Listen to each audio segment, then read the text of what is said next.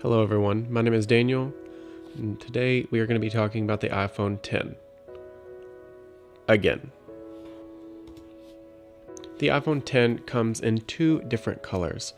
You can see the space gray that you see right now, and then there's also a silver option as well. The iPhone X is an amazing machine, but does it justify the price? With the price tags ranging from $1,000 to almost $1,200 after taxes, is it worth it? At the bottom of the iPhone X, you have your left and right stereo speakers as well as a lightning connector cable. Now, of course, you have to use the dongle because they remove the headphone jack, but by now I think our bitterness is worn off a little bit from there. On the right side of the phone, we do have the power button, which doubles as double tapping for wallet, hold down for Siri, as well as our SIM card tray and two of the antennas on the phone itself. On the left side of the phone, you get the silence and volume button, as well as the volume up and down buttons as well. Now, when you hold the power button down and these buttons down in conjunction, it does prompt you to turn off the phone, which is something that was very confusing for me in the beginning. Now let's take a look at the camera, shall we?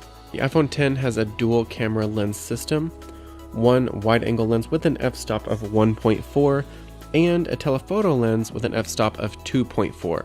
The combination of these lenses allow you to get a portrait effect or a blurry background, which is very desirable in most selfies.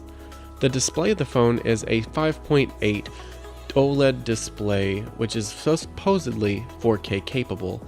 However, tests have been proven that a 1080p is the most desired rate. Hey guys, how's it going? So hopefully you liked that little spec review intro on the iPhone X. I wanted to do a last time review on the iPhone X because we're about to get new iPhones and new products that I am going to buy. Like everyone else in the world, I am addicted to Apple and I have a problem. I kind of wanted to go over some things with you and let you know that the price tag is kind of not worth it. That was one of the biggest things that I struggled with.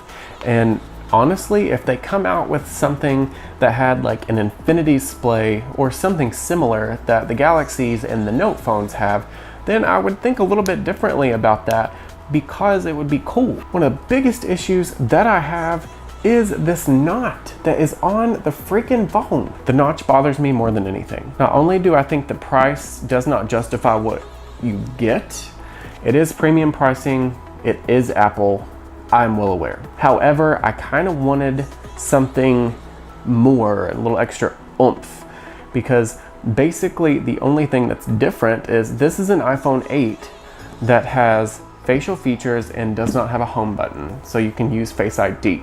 But I just kind of wanted to talk about the iPhone X. Do I think it was worth it? Not really. A lot of people are probably going to say yes, but I don't think so. I probably, if I could have gone back into that differently, I would have gotten the iPhone 8 and then waited for this year when the larger phone was coming out so I could get that one. But enough talk from me. I want to hear what you think. Put in the comments down below, if you have an iPhone X, do you think the price justifies the product? And if you don't, what feature do you want Apple to put in it that will justify the product? So as always, be sure to give this video a thumbs up. Put those comments down below. While you're down there, check out the description box, my social media, everything I film with, as well as my subscription button is down there. Or if you don't really feel like clicking the subscribe button down there, then you can just click it right here. You can also check out these two videos as well. And I will see you guys in the next one because I love you. Bye.